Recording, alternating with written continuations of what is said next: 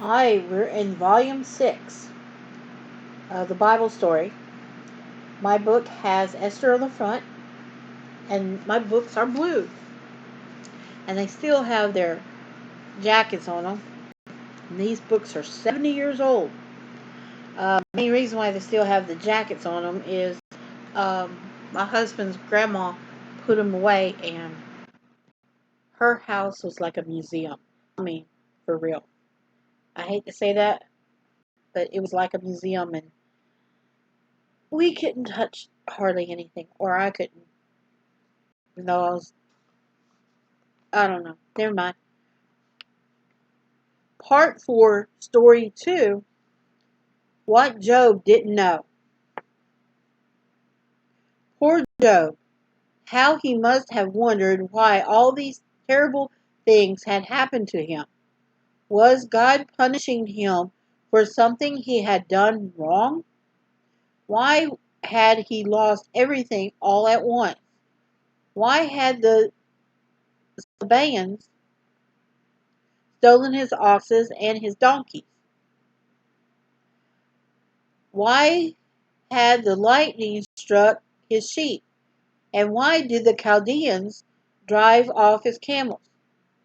Why had God allowed his children to be killed by a windstorm? Why had not one of them at least had been spared?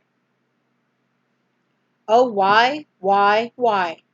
It must have been so hard to understand, especially when he had tried his very best to be sure and to be true and faithful to God.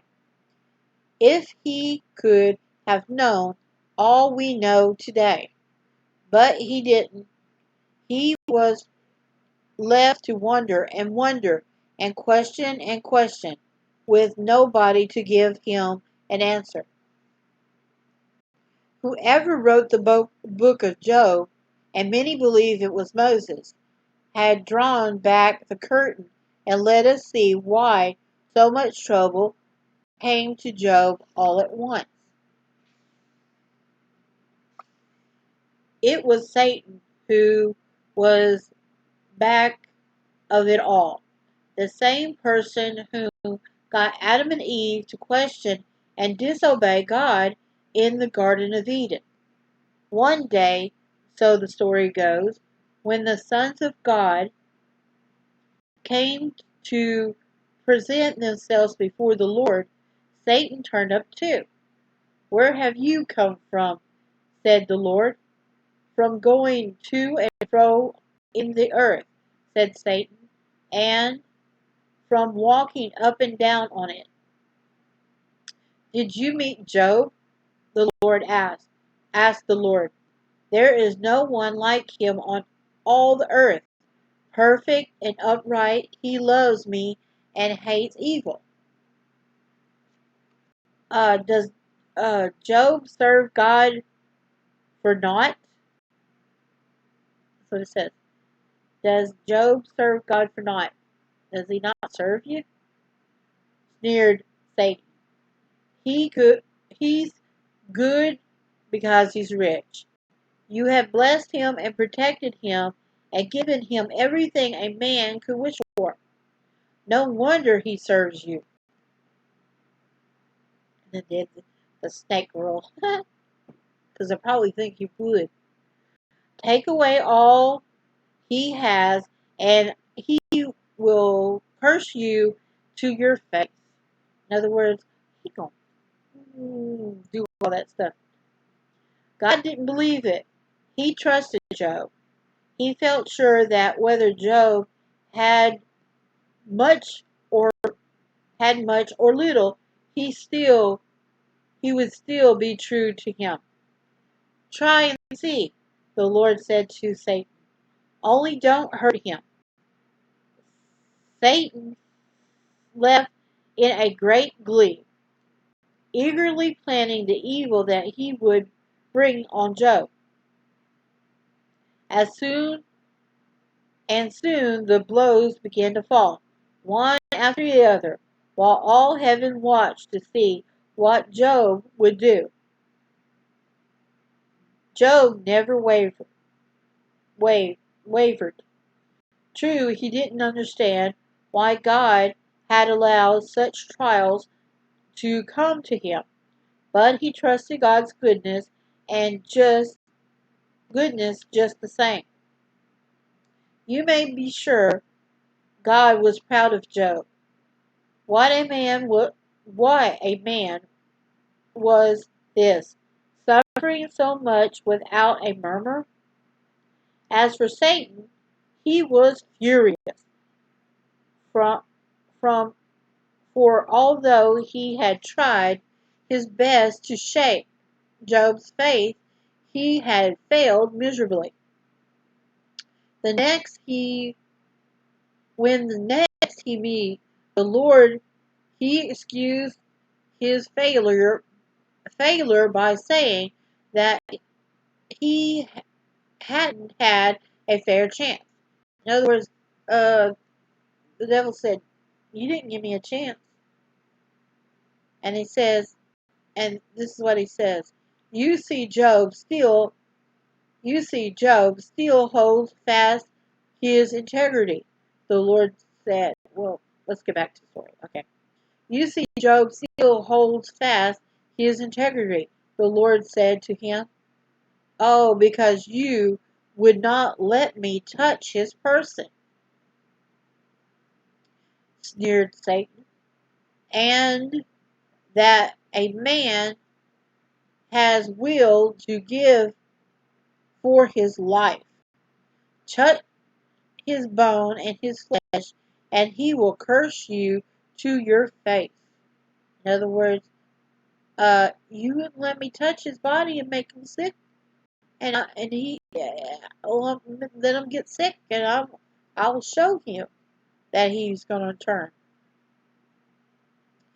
And this is what the story says. "All right," agreed the Lord, still sure that Job would keep true to him. "He is in your hand. Only save his life."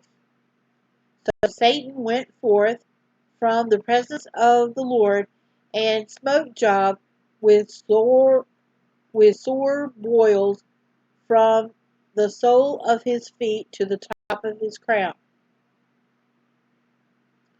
In other words, it gave him lesions all over him. The big test was on. How could Job come out of it? Unknown to him, both God and Satan, and no doubt thousands upon thousands of angels, watched intently to see what he would do now. All Job knew was that the boils were very painful. With the wretched things all over him, he could neither sit or stand nor lie in comfort. They itched, they ached, they hurt, and there was nothing he could do for them except scrape, sounds gross, the pus away with a piece of broken crockery. So you just scrape his body with the boils. Week after week, the torture went on. How long were the days? How endless the nights? And still, there was no relief. And then it has a picture. I think this is one of it's his wife. Because she does appear in the story while he has the boils all over his body. And this is the illustration. See, he had to sit away from everybody. He had to sit away from his wife for a week. That was the rules. And it's been weeks and weeks, so he's basically unclean.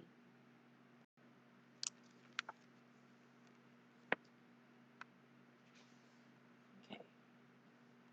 Coming on the top of his losing his losses and the death of all his children, it was enough to break any man's spirit.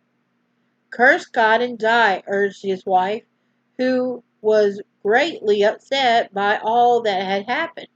No doubt she was still weeping over the sudden death of all her boys and girls she had loved so dearly. And now Job was so ill and looked so terrible that she wanted him to get it over with. Better give up trying, better give up trying to be good. It wasn't worth it wasn't worthwhile. But Job was still unmoved. You speak as one of the foolish women, he said to her. What shall we what shall we receive good at the hand of God, and shall we not receive evil? In other words, we have received good by God's hand, and should we not receive evil also? That's my version. Okay. In other words, we not trust God in the good times as well as in the bad times as well as the good times. Well, the the writer says this again. Still, we give up our faith just because things go wrong. In all this, did not Job sin with his lips? So, in other words, he didn't do wrong. How pleased God must have been with him. And what a lesson Job's faithfulness has for us. When troubles come, it is easy to say, God doesn't love me anymore. Okay, I'm going to cry probably. He has turned against me. But we must never say that. God loves us anyway, forever and ever. Should trials come to us, they will come as a test of our love for Him. Let us make up our minds that we will be faithful and true whatever happens, in sunshine or rain, in good times or bad. And then it has a modern uh, painting, and it looks like it has uh, the F and the C on it, and it's a pretty family. Here's the family. I say it's modern because it's modern for 1955. And the mom's reading from the book, which is our Bible story. Okay, well, that was part 4, story 2, and guess what? Break. So we'll break and we'll see what's the next ones we go through. Be back in a minute.